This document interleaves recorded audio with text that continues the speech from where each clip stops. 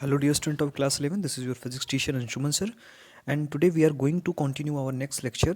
And in this lecture, lecture number 2 of the chapter number 8, and in this lecture we are talking about satellite and gravitational field. Okay, so dear student, let me discuss about the what is the meaning of gravitational field. So as you know that all the masses are attract to each other, and each mass has their own field up to which another mass experience a force. अगर हम इस तरह से समझें कि एक मास जो होता है वो अपने चारों तरफ क्या करता है, एक फील्ड क्रिएट करता है, और उस फील्ड में अगर कोई दूसरा मास रख दिया जाए तो वो उसके फोर्स को क्या करेगा, एक्सपीरियंस करेगा। और इस फील्ड को हम लोग उस मास का ग्रेविटेशनल फील्ड कहते हैं। So it is the space around the mass of a mass up to which another mass experience a gravitational force is called the what is called that gravitational field. Now next thing is that अगला जो topic है वो है gravitational field intensity. Gravitational field intensity का मतलब होता है कि किसी भी ग्रेविटेशनल फील्ड में किसी एक पॉइंट पर कितना ज़्यादा फोर्स एक्सपीरियंस हो रहा है। दैट्स मीन अगर इसको मैथमेटिकली हम लोग डिफाइन करें तो ग्रेविटेशनल फील्ड इंटेंसिटी को हम कैपिटल आई से रिप्रेजेंट कर रहे हैं। और बेटा हम लोग यहाँ पर इसको डिफाइन करते हैं the gravitational force experience by unit mass. So I is equal to F upon M. तो देखिए मास जो कोई यूनिट मास किसी ग्रेविटेशनल फोर्स में कितना फोर्स एक्सपीरियंस करता है, that is known as the gravitational field intensity. क्या कहते हैं इसे हम? ग्रेविटेशनल फील्ड इंटेंसिटी कहते हैं। और इसका फॉर्मूला होता है I is equal to F upon M. Okay distance. Now इसमें कुछ और टर्म्स आते हैं, जैसे ग्रेविटेशनल पोटेंशियल हो गया। तो अगर इन्फिनिटी पे कोई मास रखा हुआ है और उसे ग्रेविटेशनल फील्ड के किसी एक पॉइंट तक लेकर के आना है, तो जो वर्क डन होगा, जैसे आप लोगों ने क्लास 10th में पोटेंशियल डिफरेंस और पोटेंशियल का कॉन्सेप्ट पढ़ा था, सेम कॉन्सेप्ट यहाँ पर भी है। ग्रेविटेशनल पोटेंशियल का मतलब होता है किसी भी ग्रेविटेशनल फील्ड में किसी एक दूसरे मास को इन्फिनिटी से किसी एक पॉइंट, यहाँ से इन्फिनिटी से किसी एक पॉइंट ए तक लाने में जो वर्क डन किया गया, that is known as the gravitational potential. तो V gravitational is equal to D W upon M. So यहाँ से बात समझ में आती है कि अगर किसी यूनिट मास को एक पॉइंट से दूसरे पॉइंट तक ले जाया जाता है, आई मीन इन्फिनिटी से पॉइंट ए तक ले जाया जाता है, तो जो वर्क डन होगा वो आपको बताएगा कि कितना ग्रेविटेशनल पोटेंशियल है। आई होप मेरी बात आपके समझ में आ गई होगी। चलिए अब आगे की बात करते हैं हम लोग। यहाँ पर कुछ और टर्म्स हैं जो हम लोग आगे देखेंगे। आगे जो हमें इंपॉर्टेंट टर्म्स इसमें देखना है, जो इम्पॉर्टेंट है वो है आपका सैटेलाइट। तो सैटेलाइट के बारे में यहाँ पे हमें डिटेल में देखना होता है, और सैटेलाइट्स काफ़ी इंपॉर्टेंट टॉपिक है। और क्योंकि आप जानते हैं हमारे यहाँ पे Indian space research organisation ISRO, जो कि एक बहुत ही अग्रणी संस्था है, जो हमारे यहाँ सैटेलाइट्स वगैरह को लॉन्च करती है। और शायद आपको पता भी होगा कि हमने अभी हाल में ही मंगल मिशन लॉन्च किया था। मंगल मिशन 2 की तैयारी हम लोग कर रहे हैं, और साथ में हम लोग जो है आप जानते हैं कि गगनयान की तैयारी कर रहे हैं, जिसमें हम अपने देश से अंतरिक्ष यात्रियों को स्पेस में भेजेंगे। तो सैटेलाइट्स क्या होते हैं? Basically satellites are the bulky bodies which are moving around a planet. किसी भी प्लैनेट के चारों तरफ ऐसे पार्टिकल्स, ऐसे बल्की ऑर्बिट्स जो घूमते रहते हैं, उसे हम लोग क्या कहते हैं? सैटेलाइट कहते हैं। तो what is the satellite? Satellite is a body which is constantly revolving in orbit around a comparatively much larger body. मतलब एक ऐसा छोटा ऑब्जेक्ट जिसका मास है ना। इस तरह से समझिए जैसे सन और अर्थ की बात कर लीजिए, तो सन का मास तो बहुत ज़्यादा है, अर्थ का मास थोड़ा कम है। तो सन का प्लैनेट सन का सैटेलाइट कौन होगा? अर्थ होगा। क्यों? क्योंकि अर्थ जो है वो सन के चारों तरफ क्या कर रहा है? रिवॉल्व कर रहा है। ठीक है, आई होप मेरी बात आपके समझ में आ गई होगी। तो सैटेलाइट्स जो होते हैं ऐसे ऑब्जेक्ट्स होते हैं, ऐसे बल्कि ऑब्जेक्ट्स होते हैं, कंपेरेटिवली लेस मास ऑब्जेक्ट्स होते हैं, जो किसी बड़े मास के चारों तरफ क्या करते हैं? घूमते हैं। उसे हम क्या कहते हैं? सैटेलाइट। दो तरह के सैटेलाइट होते हैं, artificial satellite and natural satellite. Natural satellite का मतलब जो नेचर में पाए जाते हैं, जैसे मून का सैटेलाइट, अर्थ का सैटेलाइट मून हो गया। ठीक है, लेकिन अर्थ के चारों तरफ हम बहुत सारे यहाँ अर्थ से जो है बहुत सारे सैटेलाइट्स को स्पेस में भेजते हैं, जिससे कम्युनिकेशन वगैरह सब कुछ पॉसिबल हो पाता है। तो ऐसे सैटेलाइट्स को हम लोग आर्टिफिशियल सैटेलाइट कहते हैं। आई होप मेरी बात आप समझ गए होंगे। तो ऐसे सैटेलाइट जो नेचर के द्वारा बनाए गए हैं, that is known as the natural satellite, और जो हम बना करके भेजते हैं स्पेस में, उसे हम लोग क्या कहते हैं? आर्टिफिशियल सैटेलाइट कहते हैं। अब जब हम सैटेलाइट्स को ऊपर की तरफ भेजते हैं, तो आप जानते हैं कि जब हम उसको ऊपर की तरफ भेजेंगे तो ग्रेविटी नीचे की तरफ खींचेगी उसको। जैसे मैं आपको एग्जांपल के तौर पे समझाऊं कि जब किसी क्रिकेट की बॉल को आप ऊपर की तरफ फेंकते हैं तो कुछ समय तक तो वो ऊपर जाती रहती है, लेकिन एक पर्टिकुलर हाइट तक जाने के बाद वो नीचे की तरफ आने लगती है, राइट। लेकिन अगर उसको ज़्यादा एनर्जी के साथ फेंका जाए तो एक कंडीशन ऐसी होगी कि वो अर्थ के ग्रेविटेशनल फील्ड को पार करके निकल जाएगी और फिर कभी भी वापस नहीं आएगी। तो ऐसी स्पीड को हम लोग क्या कहते हैं, एस्केप स्पीड कहते हैं या एस्केप वेलोसिटी कहते हैं। अब इसको समझिएगा क्या होता है एस्केप स्पीड, ये बहुत इंपॉर्टेंट टॉपिक है। What is the meaning of escape speed, तो ये आपको समझना चाहिए। एस्केप वेलोसिटी या स्पीड कह लीजिए, वेलोसिटी कहेंगे। सो it is the minimum speed with which a body should be projected vertically upward. मतलब अगर किसी ऑब्जेक्ट को वो मिनिमम वेलोसिटी जिससे किसी भी ऑब्जेक्ट को हम वर्टिकली ऊपर की तरफ फेंकें from the surface of earth so that it can not come back and just escape from the gravitational pull is called the escape velocity. इसका सीधा सा मतलब ये है कि वो मिनिमम वेलोसिटी जिस पर किसी ऑब्जेक्ट को हम ऊपर की तरफ प्रोजेक्ट करते हैं और अगर वो अर्थ के ग्रेविटेशनल फील्ड से बाहर निकल गया तो उस पर अर्थ का ग्रेविटी काम नहीं करेगा, तो ऐसी सिचुएशन में वो अर्थ पे फिर से वापस नहीं आएगा। तो ऐसी मिनिमम वेलोसिटी को हम लोग क्या कहते हैं, एस्केप वेलोसिटी कहते हैं। अर्थ के केस में ये वेलोसिटी 11.3 किलोमीटर पर सेकेंड होती है। ठीक है, चलिए आगे देखते हैं इसके वेलोसिटी का एक्सप्रेशन हम लोग कैसे निकालते हैं। अब ये हमारे पास एक्सप्रेशन निकालने का एक डायग्राम छोटा सा बना हुआ है, देखिएगा। ये हमारा अर्थ है, आप जानते हैं इसका रेडियस ये यहाँ पिक्चर को ध्यान से समझिए। यहाँ पर अर्थ है, अर्थ का रेडियस आर है।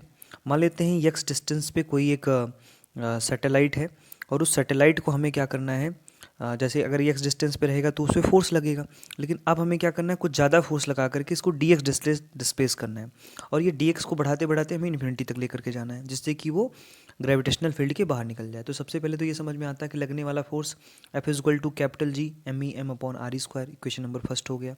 अब let us increase the force which displace the mass of displacement D X. अब हम लोग क्या करते हैं, जो एच हाइट पे ऑब्जेक्ट था उस पर थोड़ा सा एनर्जी लगाते हैं और उसको हम लोग इन्फिनिटी तक ले जाने का प्रयास करते हैं। तो सबसे पहले छोटे का हम लोग इन्फिनिटी तक है तो हम एग्जैक्टली कैलकुलेट नहीं कर सकते हैं, तो इस केस में हम लोग क्या करते हैं, पहले से छोटे से डिस्प्लेसमेंट का वर्क डन निकालेंगे, उसको उसके बाद हम लोग क्या करेंगे, इंटीग्रेट कर देंगे। तो देखिएगा छोटे से मास को डी एक्स डिस्प्लेसमेंट करने के लिए जो वर्क डन करना होगा, this is the D W, ये वाला फंक्शन देखिएगा, D W is equal to F into D X. तो डी डब्ल्यू एफ की जगह पे हमने capital G M E M upon R square, तो आर स्क्वायर की जगह पे ये वाली जो टोटल डिस्टेंस है वो एक्स है। कहाँ से कहाँ तक, यहाँ से लेकर के यहाँ तक, मतलब सेंटर से लेके यहाँ तक वाली डिस्टेंस आपने एक्स मान रखी है। ठीक है, आप डी एक्स डिस्प्लेस कर रहे हो तो यहाँ देखिएगा, ध्यान से समझिएगा। So this will be D W equal to capital G M E M upon R E की जगह पे एक्स स्क्वायर हमने लिख लिया क्योंकि अब जो सैटेलाइट है वो एक्स डिस्टेंस पे है, उसे हमें ग्रेविटेशनल फील्ड से बाहर निकालना है। तो डी एक्स मल्टीप्लाई किया F into D X, तो वर्क डन कितना करना पड़ेगा, दोनों तरफ इंटीग्रेट कर दीजिए। दोनों तरफ इंटीग्रेट करेंगे तो देखिए क्या आ जाएगा, इधर की तरफ इंटीग्रेट करेंगे, इधर जो कॉन्स्टेंट से बाहर आ गया और हमें कहाँ से कहाँ ले जाना है, सरफेस से इन्फिनिटी पे ले जाना है। मतलब एक सैटेलाइट जो कि अर्थ के सरफेस पे रखा हुआ है और उसे मुझे इन्फाइनाइट तक ले जाना है। इन्फाइनाइट का मतलब मुझे उसे ग्रेविटेशनल फील्ड से बाहर ले जाना है और मुझे नहीं पता कितने डिस्टेंस पे होगा। ठीक है, तो अब एक बात यहाँ से समझ में आ जाती है, capital G M E M, ये वाला फंक्शन देखिएगा आप, capital G M E M integration of R to infinity, limit है इसकी 1/x²। ठीक है, डी एक्स। अब आप यहाँ पर x को ऊपर ले जाएंगे तो पावर माइनस हो जाएगी, तो x टू पावर -2। अब यहाँ पे फॉर्मूला लगाएंगे, आप जानते हैं integration of x to power n equal to N X N minus X to power n+1 upon n+1, ये फॉर्मूला होता है, आप जानते हैं। तो ये फॉर्मूला जब हम यहाँ पे लगाएंगे तो हमारे पास ये फंक्शन निकल के आ जाएगा, w equal to capital G M E M X to power -1 upon -1 और आर टू इन्फिनिटी। ठीक है, अब लिमिट रखेंगे, लिमिट रखने के बाद हमारे पास यहाँ पर वैल्यू निकल करके आ जाएगी और ये वैल्यू होगी w equal to capital G M E M upon R. तो मतलब मुझे किसी ऑब्जेक्ट को अगर फेंकना है तो वर्क एनर्जी थ्योरम से इस वर्क डन को ही हम एनर्जी कह लेंगे, तो हमें इतनी एनर्जी की रिक्वायरमेंट होगी। ठीक है, इतनी एनर्जी की रिक्वायरमेंट होगी।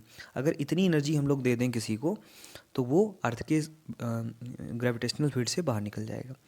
अब आप जानते हैं कि ये जो एनर्जी है इसके बराबर हमें काइनेटिक एनर्जी प्रोवाइड करनी पड़ेगी, है ना। मतलब अगर जितनी एनर्जी है, ये जो एनर्जी है, अगर इसके बराबर या इससे ज़्यादा हम लोग क्या कर लें, किसी भी सैटेलाइट को वेलोसिटी प्रोवाइड कर दे जिसको हम लोग कह रहे हैं एस्केप वेलोसिटी, तो kinetic energy 1/2 m we E square, जहाँ पे v क्या है, एस्केप वेलोसिटी है ना। अब ये दोनों अगर आपस में बराबर हो जाएं इसका मतलब वो मिनिमम वेलोसिटी आपको पता चल जाएगी। तो आपने इन दोनों को बराबर कर दिया और बराबर करने के बाद जब सॉल्व किया तो आपके पास ये रिलेशन आ गया, V E square equal to 2 capital G M E upon R. ठीक है, अब यहाँ पे ध्यान से समझिएगा, v is equal to under root में आ जाएगा 2 capital G M E upon R. अब ये सभी वैल्यूज़ आपको नोन होती हैं, रख दिया तो यहाँ से 11.3 किलोमीटर पर सेकेंड आ गया।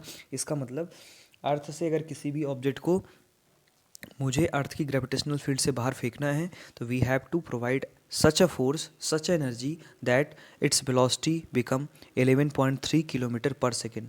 अगर इतनी वेलोसिटी के साथ अगर किसी ऑब्जेक्ट को ऊपर की तरफ हम लोग फेंकते हैं तो वो ग्रेविटेशनल पुल से बाहर निकल जाएगा, है ना, और वो कभी भी वापस नहीं आएगा। सो इसको आप याद रखेंगे कि this is the expression for escape velocity. ठीक है, ये एग्जाम में पूछे जाने वाला सबसे इंपॉर्टेंट क्वेश्चन है। ठीक है, तो सबसे पहले हमने एनर्जी निकाल ली, है ना, dx डिस्प्लेसमेंट करने तक या सरफेस से इन्फिनिटी तक ले जाने में कितनी एनर्जी खर्च होगी उसको निकाला, फिर हमने उसको काइनेटिक एनर्जी के बराबर कर दिया और वहाँ से एस्केप वेलोसिटी की वैल्यू फाइंड आउट कर ली। ठीक है, आई होप क्लियर हो गया होगा। अब अगर आप ध्यान से समझें तो स्मॉल जी और कैपिटल जी के बीच का रिलेशन तो आपको पता ही होता है। तो मैं यहाँ से क्या लिख सकता हूँ, capital M is equal to R square G. ठीक है, अब ये वैल्यू को मुझे क्या करना है, इसकी जगह पे पुट करना है। अगर आप ये वाला एक्सप्रेशन आप देखते हैं, ये वाला एक्सप्रेशन आप ये वाला एक्सप्रेशन देखते 2 कैपिटल जी एम ई, तो मैंने यहाँ से कैपिटल जी एम ई की जगह पे आर स्क्वायर जी रख दिया। तो ये वाला फॉर्मूला देखिए क्या बन जाएगा, v equal to under root 2 R square G upon R, R से आर कट गया और यहाँ से देखो एक नया एक्सप्रेशन आ गया, v equal to under root 2 R G. ठीक है, अब इससे भी निकाल सकते हो आप, यहाँ से भी निकाल सकते हो, ये नया एक्सप्रेशन आपके पास निकल के आ गया। इसको आप चाहें तो मास के फॉर्मूले में भी कन्वर्ट कर सकते हैं, आपको डेंसिटी पता होती है ना, M is equal to rho 4/3 pi R cube. इसकी वैल्यू यहाँ रख दीजिए एम ई की जगह पर, और जब सॉल्व करते हैं तो आपके पास डेंसिटी मास के फॉर्म में निकल के आ जाता है, V is equal to under root cap 8 G rho R square by 3। ठीक है, और एनसीईआरटी के मोस्ट ऑफ द क्वेश्चन जो है इसी फॉर्मूले से सॉल्व हो जा रहे हैं। ठीक है, तो इसको बहुत ध्यान से पढ़िए। अब इस पर देखिए कुछ क्वेश्चंस भी हैं, इन क्वेश्चंस को नोट्स में देखिए और उसको प्रैक्टिस करिए। ठीक है, सोल्यूशन भी दिया हुआ है और क्वेश्चन भी है। ठीक है, इसको अच्छे से प्रैक्टिकल कर लेना है, अच्छे से इसको देख लेना है। अगली बात हम लोग करेंगे अर्थ सैटेलाइट। अर्थ क्योंकि स्पेशल है, हम लोग अर्थ पे रहते हैं, so the celestial object which are revolving around the earth is called the earth satellite. Earth के चारों तरफ ऐसी सेलेस्टिक ऑब्जेक्ट्स, ये नेचुरल भी हो सकती हैं, जैसे मून नेचुरल सैटेलाइट है, और कुछ सैटेलाइट्स हम लोग भेजते हैं जो कि उसके चारों तरफ घूमते रहते हैं, तो ऐसे को हम लोग क्या कहते हैं, we are calling that earth satellite. सभी को अर्थ सैटेलाइट कहते हैं, जैसे moon is the natural satellite of earth, ऐसे कुछ हम लोग बना करके भेजते हैं, उसे हम लोग कहते हैं आर्टिफिशियल सैटेलाइट। तो अब यहाँ पे एक बहुत इंपॉर्टेंट बात आती है कि जो सैटेलाइट्स होता है, जो अर्थ के चारों तरफ, किसी सैटेलाइट को हम कितनी स्पीड के साथ रखें कि लोकेशन लगातार जो है वो बना रहे। ठीक है, बात समझ में आ रही है, क्योंकि सैटेलाइट्स जो है जब हम लोग भेजते हैं सरफेस पे, मतलब एक पर्टिकुलर जो है हाइट पर, तो वो कितने स्पीड के साथ मूव करना चाहिए, ये वैल्यू हम लोग निकालेंगे, जिसे हम लोग कहते हैं ऑर्बिटल वेलोसिटी। ऑर्बिटल वेलोसिटी का मतलब होता है कि अर्थ के चारों तरफ वो कितने समय में एक चक्कर पूरा कर लेगा, या कितनी वेलोसिटी के साथ वो मूव करेगा, एक चक्कर पूरा करने में कितनी वेलोसिटी के साथ वो मूव करेगा, that is known as the orbital velocity. अभी ऑर्बिटल वेलोसिटी जो है अर्थ और उस सैटेलाइट के बीच की डिस्टेंस पे डिपेंड करता है। ठीक है, तो हम लोग देखते हैं कि कैसे ये चीज़ें निकल के आती हैं।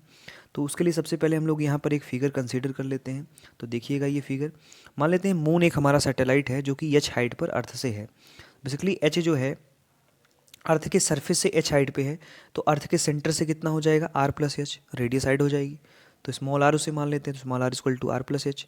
अब यहाँ से हम लोग ये फार्मूला निकाल सकते हैं, क्योंकि अब ये सर्कल पे अगर मूव कर रहा है तो सर्कल पे मूव कैसे कर रहा है, तो उसके लिए आपने पढ़ा है कि जब भी कोई ऑब्जेक्ट सर्कल पे मूव करेगा सर्कुलर पाथ पे, so there is a requirement of centripetal force, और वो सेंटीपिटल फोर्स ग्रेविटेशनल फोर्स क्या कर रहा है, प्रोवाइड कर रहा है। तो हम लोग सिंपली नोट कर सकते हैं कि F gravitational is provided the F centripetal. तो हम लोग यहाँ से capital G M E M upon R square, जहाँ पे आर स्मॉल आर क्या है, आर ई प्लस एच है, ये मैंने अभी आपको बताया, और M B square by R radius हो गया।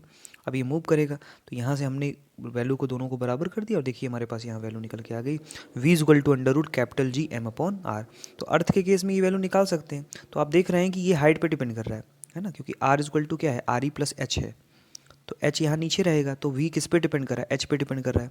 मास कांस्टेंट है, जी कांस्टेंट है, अब यहाँ पे ये डिपेंड कर रहा है ये। ठीक है, बात समझ में आ रही है। तो देखिएगा ये एम ई है, ध्यान में रखिएगा, ये this is the M E, mass of earth, not the mass of satellite.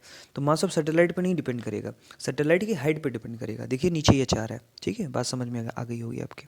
ठीक है, अब आगे हम बात करते हैं। तो देखिए हमारे पास रिलेशन आ गया, v orbital under root capital G me upon re plus h. So this is the expression for the orbital velocity. ठीक है, अब क्योंकि आर ई की वैल्यू जो होती है वो एच के कंपैरिजन में बहुत ज़्यादा होगी, है ना भाई। हाइट कितना, सैटेलाइट को कितनी हाइट पे, 10 किलोमीटर 15 किलोमीटर पे रखोगे, है ना।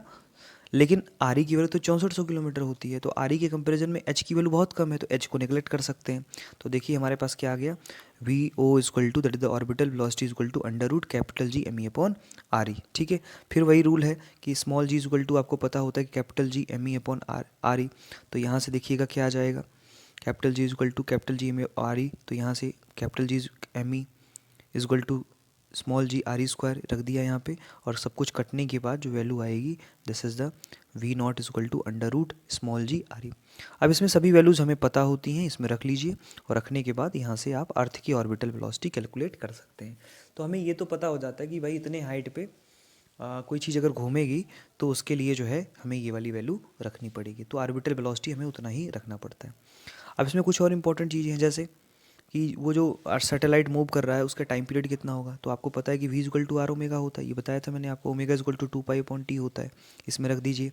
तो क्या आ गया, T equal to 2 pi R upon V naught. अब वी नॉट की वैल्यू तो पता होती है आपको, इसमें रख दिया, तो T equal to 2 R pi under root R E plus upon G M E.